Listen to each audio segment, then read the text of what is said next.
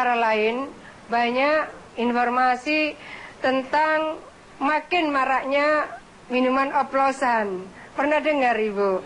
Pernah lihat di TV pada dia? Buktinya aku minum ternyata juga tidak apa-apa. Ini PR kita bersama. Bukan hanya PR bagi masyarakat Jawa Timur yang kebetulan kemarin banyak yang menjadi korban minuman oplosan, tapi bagi seluruh warga di negeri ini. Mudah-mudahan Allah anugerahkan kita putra-putri soleh solihah, manfaat barokah. Amin. Kita melihat karena minuman oplosan jadi bentuknya seperti ini. Ibu tahu yang ada di dalamnya itu ada obat nyamuknya, yang ada di dalamnya ada obat racun tikusnya, yang ada di dalamnya ada bensinnya, ada spiritusnya dan segalanya. Menurut teman saya, satu botol ini hanya sekitar 15.000. Jadi anak-anak SMA bisa urunan 15 orang 1.000, setengah gelas lah mereka minum. Itu PR kita bersama.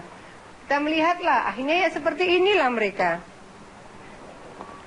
Ketika Ibu melihat gambar seperti ini, apakah kalau mereka sedang pusing karena persoalannya banyak, minum seperti ini persoalan itu selesai apa tidak? Tidak. Bahkan persoalan mungkin bertambah karena imbas dari minum-minuman keras bisa bermacam-macam. Ini cerita bagaimana pesta miras oplosan pelajar SMA. Sampai kemudian dia tewas. Bahkan yang disebut pendekar mabuk pun dia juga tewas. Nah, suatu saat ada orang yang di dalam riwayatnya dia termasuk ahli ibadah. Si orang yang ahli ibadah ini suatu saat didatangilah seorang perempuan. Lalu dia sampaikan bahwa perempuan ini akan mau diambil oleh si orang yang ahli ibadah itu asal dia pertama mau nggak dia zina. Orang ini tidak mau. Mau nggak dia minum khamr? Dia pun tidak mau. Mau nggak dia bunuh orang? Dia tidak mau. Kata si perempuan ini, kalau tidak mau tiga-tiganya saya juga tidak mau dikawini. Akhirnya kemudian baiklah sudah, saya minum khamr saja. Karena dia menghitung kalau membunuh orang dosa besar, berzina dosa besar. Nah sudah khamr saja. Dia melihat begitu sepelenya. Padahal ketika dia minum khamr, dia mabuk, maka perempuan itu nauzubillahi min zalik, mudah-mudahan kita dijaga oleh Allah. Amin. Saat dia mabuk, dia tidak sadar. Akhirnya kemudian dia menzinai perempuan itu. Dan pada saat dia mabuk pula, dia pun ternyata membunuh orang itu.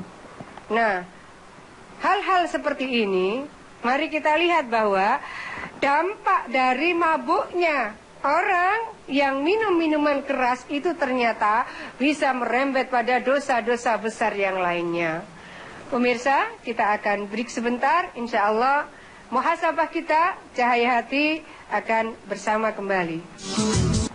Data BPS tahun 2012, 83,1% remaja Indonesia pernah minum minuman beralkohol.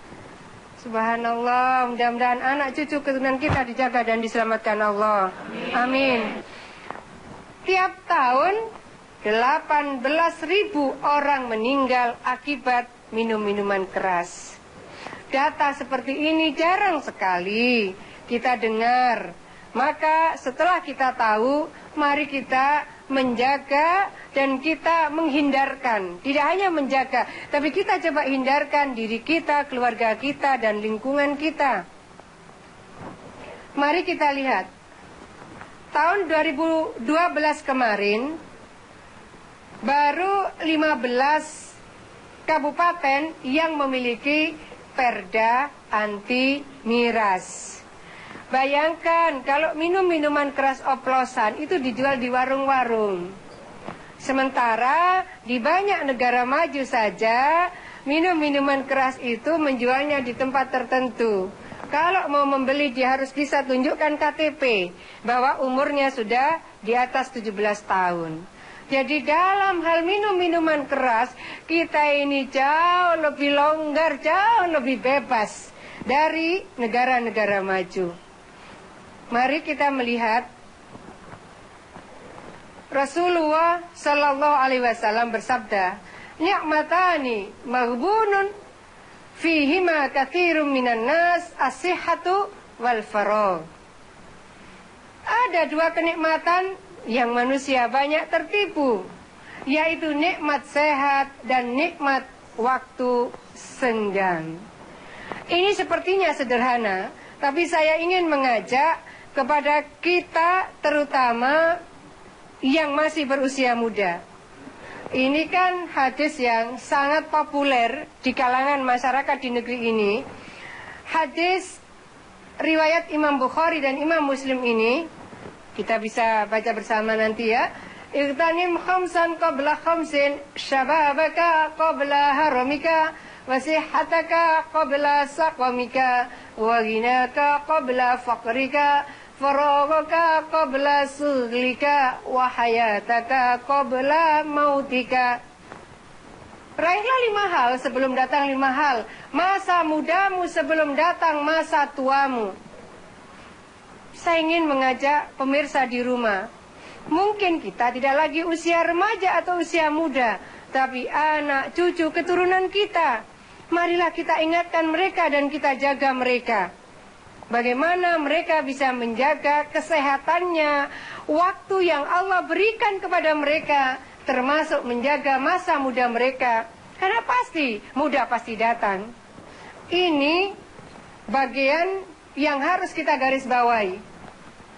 Auzubillahi minasyaitonirrajim. Bismillahirrahmanirrahim. Innama yuridu syaitanu an yuqi'a bainakumul adawata wal baghdha. Adawata wal baghdha fil khamri wal maisiri wa yasaddakum an zikrillahi wa anis salati fahal antum muntahun. Sesungguhnya syaitan itu bermaksud hendak menimbulkan permusuhan dan kebencian di antara kamu lantaran meminum khamr dan berjudi, dan menghalangi kamu dari mengingat Allah dan sembahyang. Maka berhentilah dari hal-hal seperti itu. Jangan berjudi, jangan minum khamr. Pemirsa, yang di majelis ini mungkin akan ada yang menyampaikan sesuatu. Silahkan. Iya, silahkan. Assalamualaikum warahmatullahi wabarakatuh. Waalaikumsalam. Nama saya Tanti. Ustazah, saya ingin bertanya, bagaimana sikap kita terhadap lingkungan kita yang di lingkungan itu banyak orang yang meminum khamr atau berjudi. Terima kasih. Assalamualaikum warahmatullahi wabarakatuh. Waalaikumsalam warahmatullahi wabarakatuh. Bu Tanti, betul sekali. Tapi kita akan break dulu, dan insya Allah cahaya hati akan bersama kembali.